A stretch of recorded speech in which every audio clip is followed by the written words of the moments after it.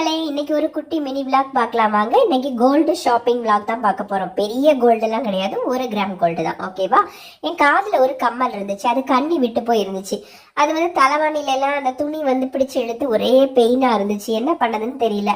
அப்பதான் இன்னைக்கு காலையில அக்கௌண்ட்ல 5000 ரூபாய் விழுந்துச்சு. கவர்மெண்ட் மகளிர் உரிமை தொகை. சரி, இது நம்ம அக்கௌண்ட்ல இருந்துச்சுன்னா சில்லறையா சீக்கிரமா செலவழிஞ்சிரும்.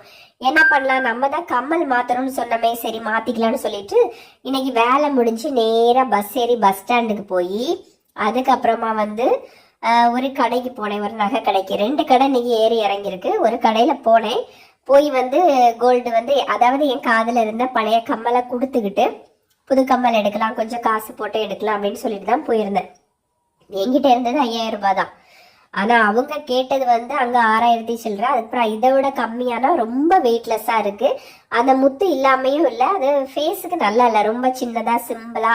அது அதுவே உடஞ்சு போயிரும் போல, வெயிட்லெஸ்ஸா அந்த மாதிரி தான் இருந்துச்சு. அவங்க அங்க காமிக்கிற மாடலும் எனக்கு சரியில்லை. ஏன்னா இந்த கடையில தான் நான் எடுத்தேன், அதனால அதே கடைக்கு கொண்டு கொடுத்துடலாம் அப்படின்னு போயிருந்தேன்.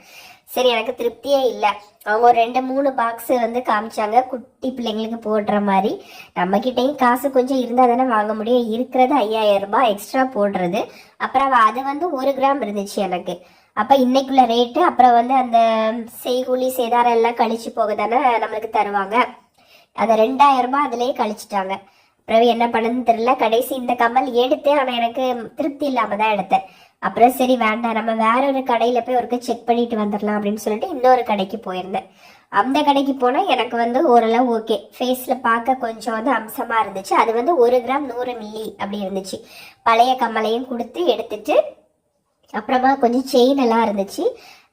அதை கொஞ்சம் சும்மா பார்த்துட்டு போகலாமே, எவ்வளோ ரேட் இன்னைக்கு எப்படி வருது, சிம்பிளா பார்த்துட்டு போகலாம்னு சொல்லிட்டு கொஞ்சம் செயின் எல்லாம் பார்த்துட்டு இருந்தோம்.